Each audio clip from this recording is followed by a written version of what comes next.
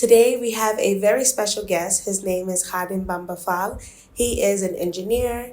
He is a fashion icon. And he has a book. And we're going to speak more about that later on. And right now what I want to do is to give him some time to introduce himself to you all. Yes, hello, Najara, and thank you for the invitation. My name is Khadim Fall Bamba, as you said it, and it's a pleasure for me to be here. Yeah, thank you. So, before I get to Khadim, the engineer, Khadim, the entrepreneur, we're going to xam tuuti about Khadim and in your childhood. So, I'm going to explain tuuti about your childhood. If you could describe it in one word, well, how would you describe your childhood?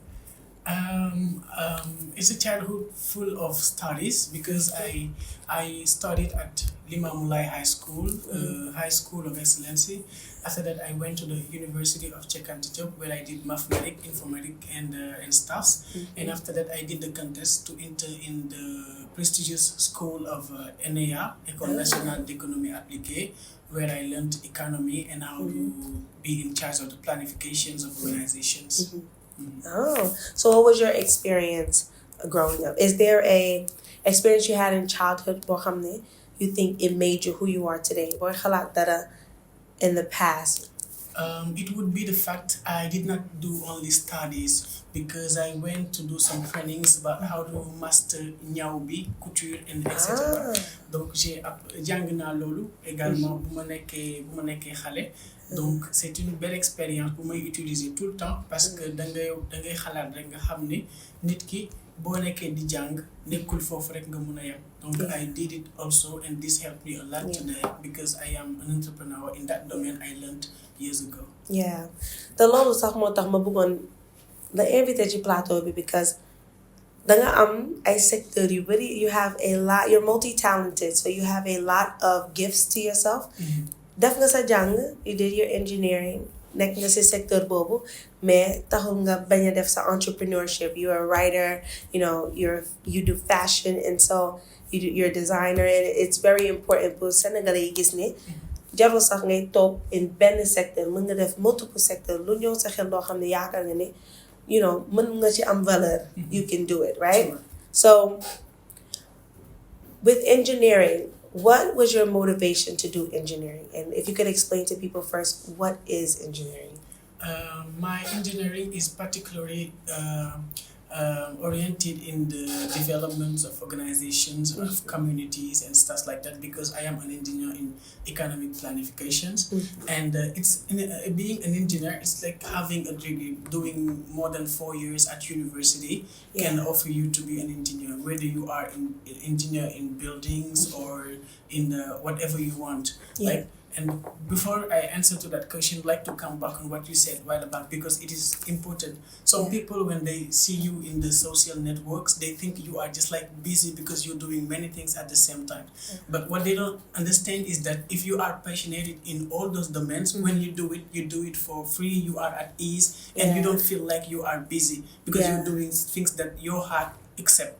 You're doing what you love, so it doesn't feel like work. Yes. Donc quand tu boy def li nga xamanteni dang ko bëgg avec plaisir, do sentir sax nu muy metti. Donc c'est ça l'importance tamit ngay def lo xamanteni you do it with patience. Right? And when I started that engineer, what motivated me more is the fact that I wanted to help people living in the rural areas because they sometimes suffer in terms of education, health, and stuff. And helping women, ameliorating their conditions of life is one of the reasons why I wanted to be engineer, and particularly in terms of planifications. Okay, so boy xalaat Senegal, when you're thinking of Senegal, but then mënoon nga changer one thing in regards to engineering, what do you think you would change or how it will help a lot of people? La question bi dafa am importance trop parce que tout le temps dañuy nekk di interagir avec the communities, and what we see is that sometimes ay nit lañ yoo xamante ni tuuti lañ soxla pour mën a smile. Alors que ce tuuti là pour man ñu ngi dëkk si dëkk boo xamante ni amul lu bëri mais mën na leen ko jox parce que da ngay dem dans des communautés yoo xamante ni à Matam ou à Kédougou duñu am teen pour ndox alors que teen boobu benn nit rek mën na leen ko tabaxal mais dañ leen di fàtte très souvent wala ay xale yuy jàngee ci ay écoles yoo xamante ni daf leen di sori alors que mënoon nañ leen defaral benn école bu ndaw juste à côté. Donc ci li ñuy tubaab di woowee les services sociaux de base bëri na si yoo xamante ni mën nañ ko assister communauté yooyu noonu. Donc su ma amoon loo xamante ni mën naa ko changer je pense que ci côté boobu lay nekk aider les communautés à avoir accès ci seen ay services sociaux de base. loolu moom am na solo na damay gis am na ay communauté yu bëri yoo xam ne li nga waxoon lu ndaw rek mën na changer seen life ak ni ñuy dundee même bu tawee wala ndox bi bëri all of that is like engineering and figuring out how do we build this community in a sustainable way boo xam ne bu tawee it's not gonna flood the community dina am ndox right but ndox bi dina am fu mu dem boo xam ne xam nga ndox bu toogee day indi ay feebar ba pare dina yàq infrastructure bi so man tamit loolu laa yaakaar is like a very important part. Ça ne demande pas beaucoup de choses généralement du laaj lu bëri mais pour ñun bu ñu ko xoolee rek bu ñu koy estimer dañuy yaakaar ni c'est très difficile te ay communauté la yoo xam dañu am motivation déjà bëgg nañ donc ñooñu dañuy neex pour jàppale leen par contre soo gisee ñoo xamante ni bëgguñu pour nga jàppale leen dafay metti léegi bu dee daan am kenn koo xam ne dafa bëgg a jàng engineering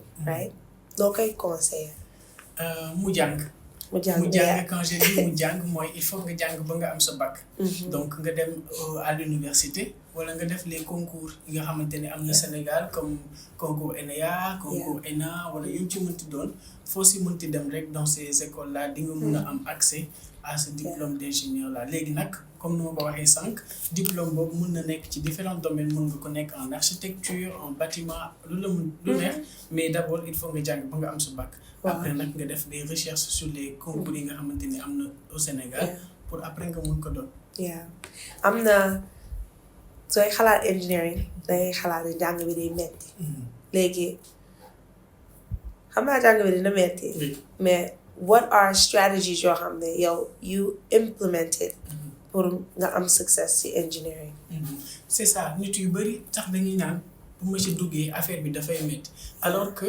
pour man sooy analyser un peu da ngay gis ni moom moo gën a yomb sax les autres parce que soo demee par exemple à l'université the way they teach is general so they teach you anything alors que su fekkee da nga nekk ingénieur tu es spécifique so it's special so it is easier to be engineer than to be for example a doctor in at university because lépp ngay jàng l'enseignement dafa général alors que pour l'ingénieur l'enseignement est particulier c'est ay modules dañ ko limiter sur li nga bëgg a def et dafa am lu am importance mooy ki nekk dans ci enseignement bu général xamul lu mu bëgg donc dafa nekk ci lépp alors que l'ingénieur dañuy supposer que ni am na lu mu bëgg déjà donc passion bi daf fii nekk du coup buñ boolee sa passion di la jox module boo xamante ne c'est en rapport ak sa passion jàng bi dafay gën a neex donc dama la ni wax rek que ni c'est pas difficile comme ni ñu ko yaakaaree moom comme li nga waxoon avant rek comme bu fekkee li nga bëgg def la du mel ni comme da ngay liggéey dafa mel ni rek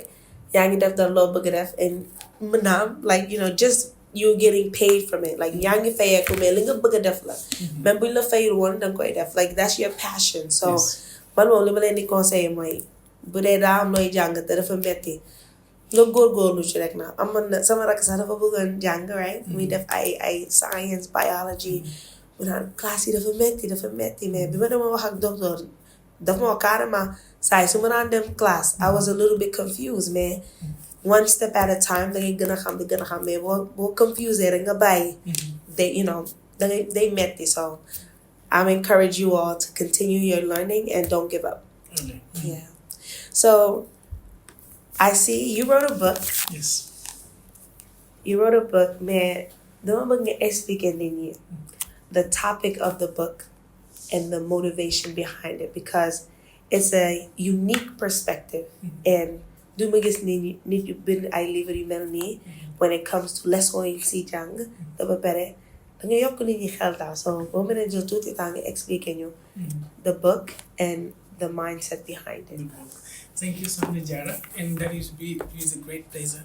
I wrote a book talking about the echoes of the Kama because generally people they think when you are in the Kama you are in a total silence. You don't think, you don't react with people that are in the external environment, or you don't need to make some reactions or stuff like that. While those people who are in the common, they have different stories that bring them in that very situation. So I took just one of the stories that I tried to tell in that book, and the comma that is used over here is just like a pretext for me to defend and to make pledoiries about the words of the society, because we are living in a society that doesn't respect women at all.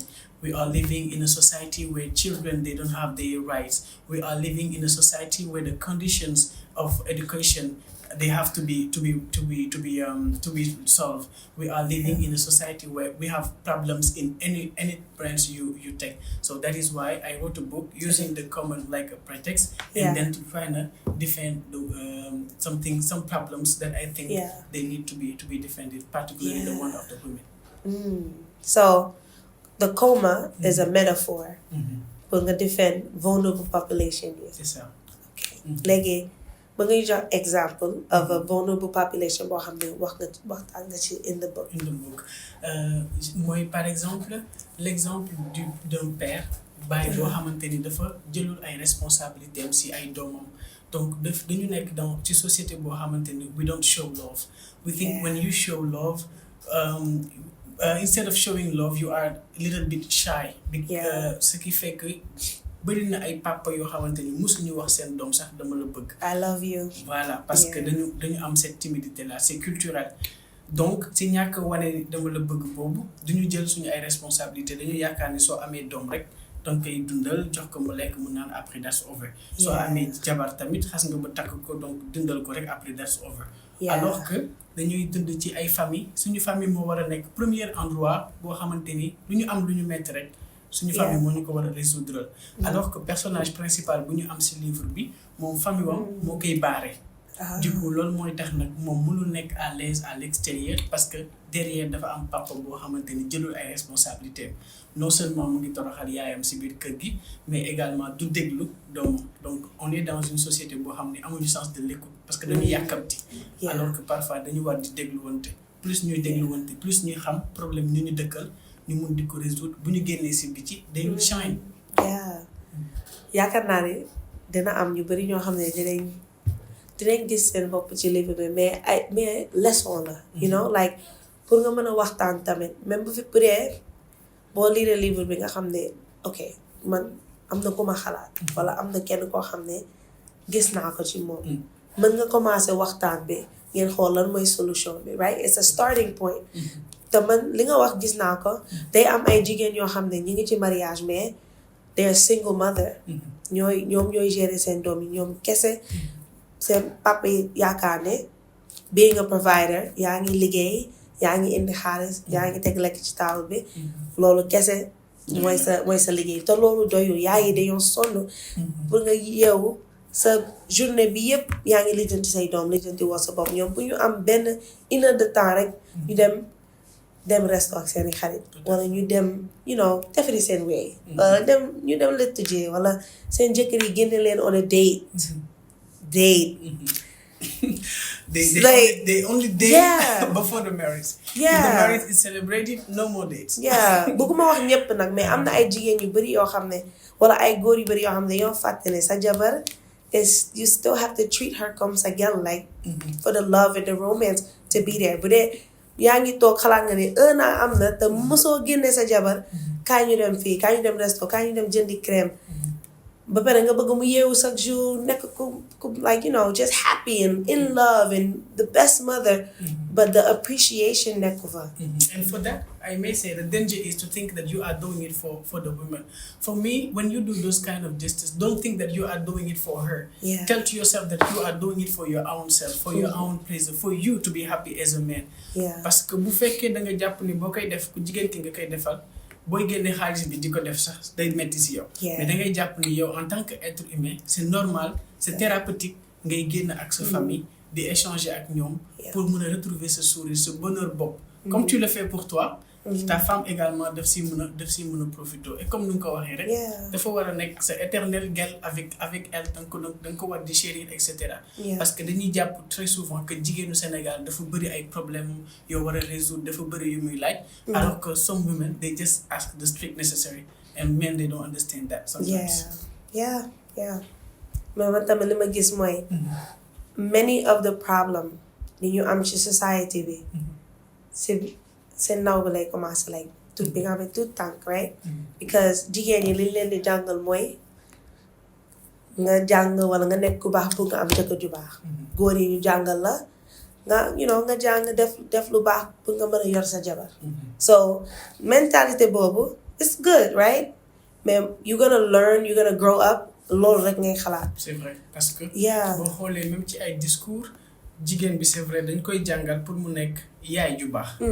donc yaay ju baax c'est généralement jabar bu baax et cetera alors que doom bi dañ koy jàngal ku góor ki pour mu nekk doom bu baax ce qui fait d'ailleurs même boo demee ba am xaalis comme yow dañ la jàngaloon pour nga nekk doom bu baax si côté yaayam lay nekk donc à chaque fois yaa ngi retourner vers ta maman pour chérir parce que loolu la société bi jàngal bu ñu nekkee xale bu ñu jugee école jigéen bi jugee école ku góor ki jugee école ku góor ki dañ koy jox balam ni ko demal nga football yi va jouer sa rôle accomplir nga ko ku jigéen ki moom day recommencer waat à zéro à la maison donc parfois su koy wax en tant que homme sax mën nañu wax da ngay stigmatiser alors que non il faut deux pour faire une société mënuñu dund dans une société boo xamante ni góor ñi kese ñoo kontaan après jigéen ñi bu ñu malheureux day nekk benn guerre and we don't need that we don't need to be in conflict with girls we need to be in a society where women are happy for men to be happy too and we gotta make them happy I agree and tamit mënuma wax ci jigéen ñi bàyyi góor yi ok ndax man li ma gis mooy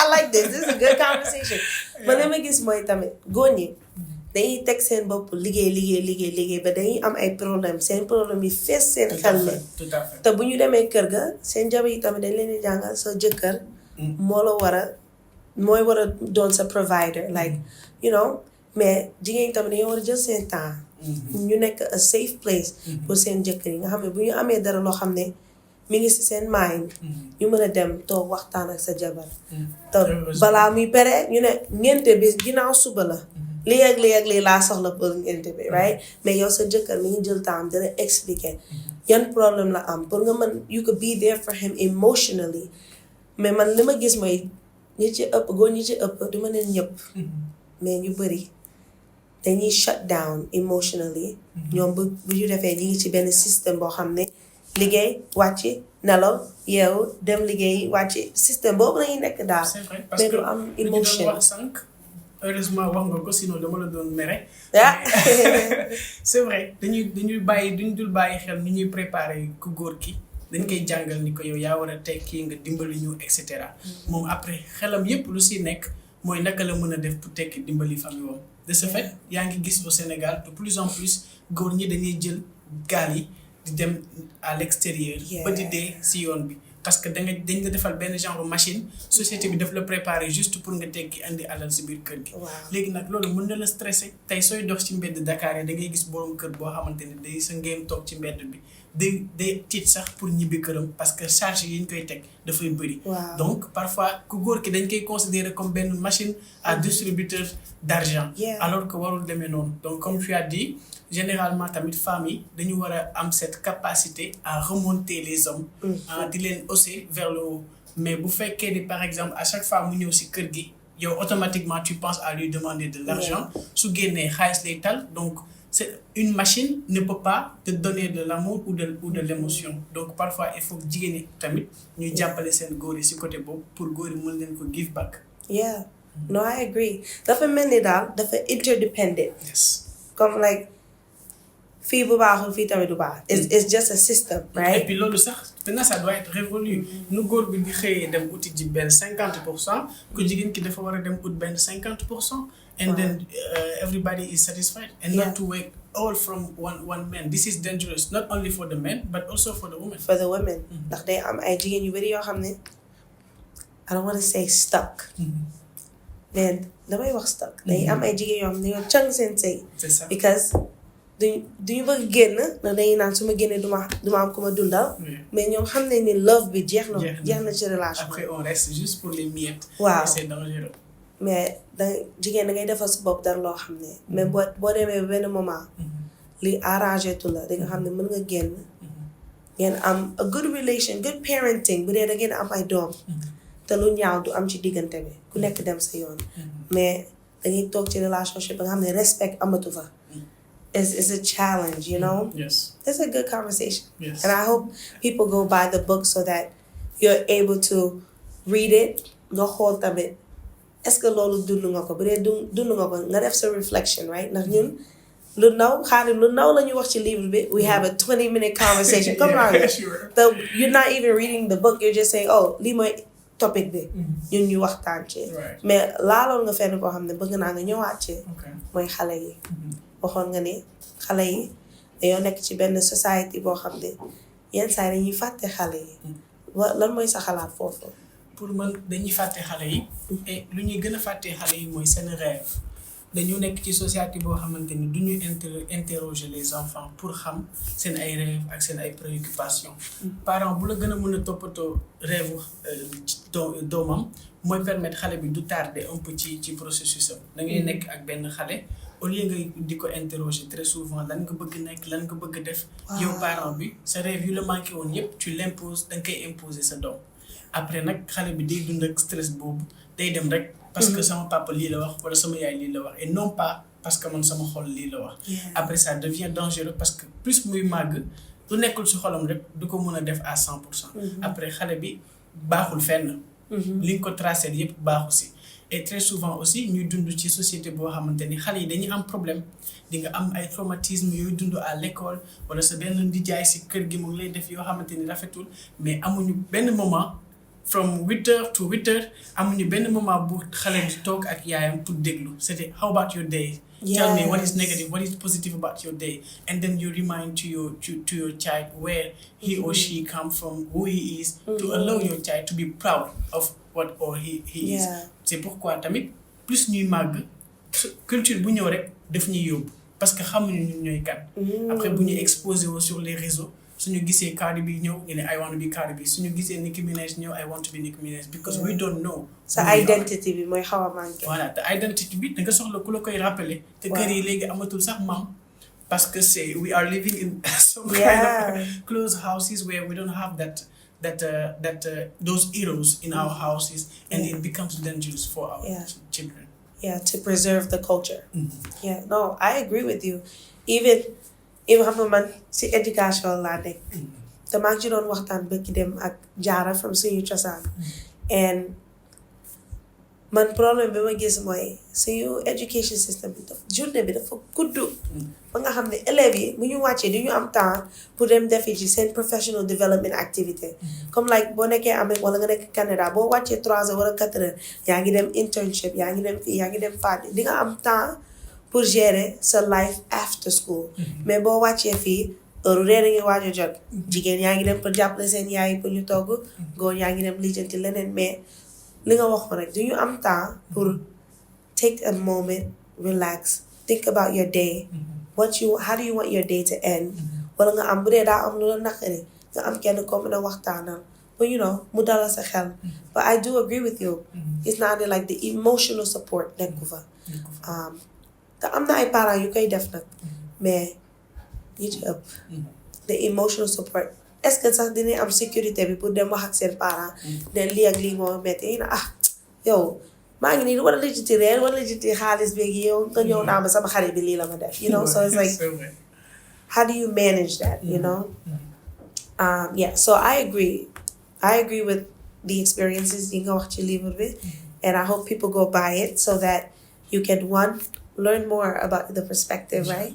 Et tamit nga xamaale suñu society bi yan mooy point yi nga xam ne war nañ ci bàyyi xel changer tuuti. Léegi I see that you have a fashion brand, right? And you do a lot of designing and you do amazing designs. Moom li ma gis mooy ci sa design yi mën nga ko dress up, mën nga ko dress down, mën nga def casual, mën nga def business. So, mën nga you explain tuuti about the motivation for your brand and where do you see it in the future? Motivation bi c'est juste dama gis ni man par exemple noonu laa mos a di solo parce que dama bëggoon di solo avec les tenues les couleurs africaines daf lay yóbbu fu nekk donc ma gis par exemple BEA Bamba comme moi par exemple et hommage aussi à mon homonyme the elegance parce que you have to be elegant when you are with Bamba and then the African to shout up the African people and the African colors and damay liggéey ci vax bi wala si pantissé bi et comme vous avez dit objectif bi mooy permettre des Africains que ça soit au bureau dans les soirées dans les cérémonies fu ñu munti nekk ñuy montrer que ni am nañ benn culture boo xamante ni moom mën nañ ko yóbbu fépp mooy waral aussi pantissé bi parce que ça se fait à la main te soo ko solee dafay ànd fépp et dafay mën dem fépp également donc objectif bi mooy ñu dem ba ëllëg par exemple fu ñu munti nekk ci àdduna bi nga gis ñoo xamante ni dañuy solu béya et dañuy nekk à l'aise pour mën a show up des culture parce que dañuy dund ci benn globalization in which it's a rendezvous of give and take and we have to give something et dañu noter que à chaque fois ñun Sénégal on teg rek on ne give pas quoi et donc par moment il faut que li ñuy jël ci gars yi ñu leen koy mën di delloo également pour leur montrer que ñun am nañ ay couleurs yu rafet yoo xamante ne mën nañ ko show à l'extérieur. I think te man xam nga la ma si gën a jaaxal ñoom suñu design yi bu ñu ko génn nii dañ koy bëgg they love it right mais ñun du ñëpp mais ñun préférence bi mooy we so professional man sax maa ngi ko def fi mu nekk nii right yow solu ma sama yëre africain right te yëre africain yi dafa rafet mën nga ko design anyway mais ñu dañuy fàtte di dem sol yëre yu tubaab yi fàtte suñu culture bi yenn saa yi wala ñu teg suñu xel mi ni loolu moo gën yëre yi moo gën a rafet moo gën a stylé alors que ce n'est pas le cas ñun am nañu yoo xamante ni c'est stylé et de plus en plus jeunes yi ñu ngi commencer di comprendre moo tax pour ñu munti dem pour ñu shine et to feel different they need to put something that come from ours. I agree. Léegi est-ce que am nga a fashion inspiration wala like let me ask you first est-ce que am nga a fashion inspiration? Maybe it is myself. Wow. Or the returns I have from people. Because parfois tamit les clients wala nit yu may contacter je les écoute dama leen di déglu. Donc plus ma leen di déglu plus mën nañ ma yóbbu ci different vibes et je me dis pourquoi pas ma essayer ko mais généralement également j'aime les pains tissés à chaque fois nga xool tissu bi rek mën nga ci am ay inspiration sur naka lañ ko mën a defee sous forme de manteau wala la culture comme autant les faru mbaam que j'ai créé maa ngi ko jëlee ci faru mbaam yi ñu daan sol di dem par exemple tool donc suñu maam yi dañ ko doon sol ak caay di dem tool se dit attends naka lañ mën a jëlee faru mbaam bi ñu defar ko baat bu rafet ba yow mën nga ko sol ak chemise ci biir ak sa super sang yóbbu ko bureau parce que tool da nga fa doon liggéey bureau da nga fay liggéey donc faru mbaam bi mën na fa dem aussi. And you are the one designing it, styling it. Yes. You're making it too. Yes. Mashallah.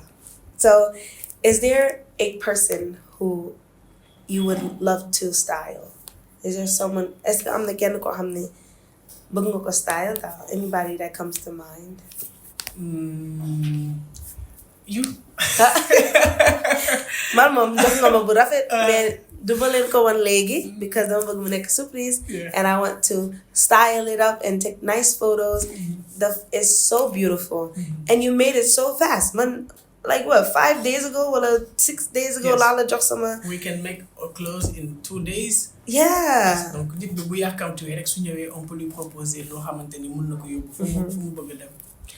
Man moom li ma gis mooy matu sax 5 days ñëw nañ def émission bi mu ne ma sa basa ngi nii. I'm like, wow, that was so fast. So it's definitely, it's fast, mais it's quality, good material, and it's fashionable. You can wear anywhere. On n'a pas beaucoup de temps. Tollatuñ foo xam da ngay dem nga dem uti tissu bi fii suba nga dem ci tailleur bi gën na mën a la ñëwal tey ñëwal suba et cetera dañu soxla ñu révolutionner loolu parce que loolu moo taxoon ñuy favoriser les autres tenues yu ñuy jóge à l'extérieur parce que da ngay dem fekk ci boutique bi it's already you put it and then you go. Donc dañu toll foo xamante ni ñun aussi dañuy war a di proposer yoo xamante ni temps bi dafay gàtt prix bi aussi dafay gàtt pour nit yi di ko mën di jël en quantité di ko mën di sol fépp su ko defee ñëpp dañuy béyaat. Yes okay, I love that. Man si suñu waxtaan bi seetlu naa ne danga bokk ci ay secteurs yu bari may it have a similar theme, and I think it's advocacy and preserving the culture, because being on watching engineering, society africaine lii lañ mën a def pour structure yi and the community is baax, right? Après ñu ñëw ci fashion bi, and you're talking about the preservation of African culture, right? In the writing, yaa ngi wax ci African culture, mais tamit you have Bamba Talks, which is on YouTube, but it's your show. Boy, wax ci just the cultural challenges, cultural experiences. The wax nga lu am solo, and bëgg naa like for you to elaborate. Da nga doon wax, I think it's like 2019 nga doon wax ne ñu bàyyi di wax Sénégal léegi dafa changé. Bàyyi leen di wax Sénégal dafa changé. Sénégal changé there's still the culture there. There's still, there's still some cultural experiences and respect there. But there's some changes there that loo xam ne war nañ ci bàyyi xel, like don't make one bad apple seem like the whole culture is bad. So bëgg naa xam, what were you experiencing at that time, and what is your vision for Bamba Talks, and are you still doing it?